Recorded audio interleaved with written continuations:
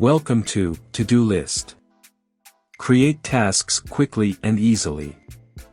First log into the application and after the welcome, click on Continue with the free trial that the application will give you.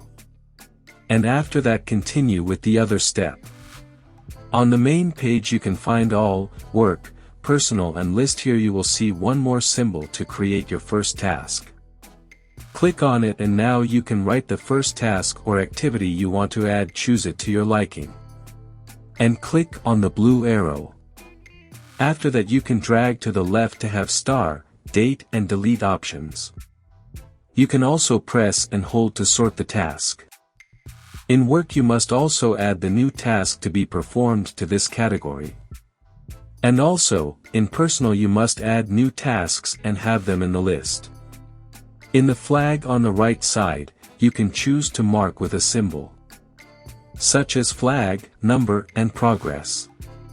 If you click on calendar you can see on which day your tasks are scheduled. In your profile you can view task summary, completed tasks and pending tasks. View daily task completion. Tasks in the next 7 days and classification of unfinished tasks.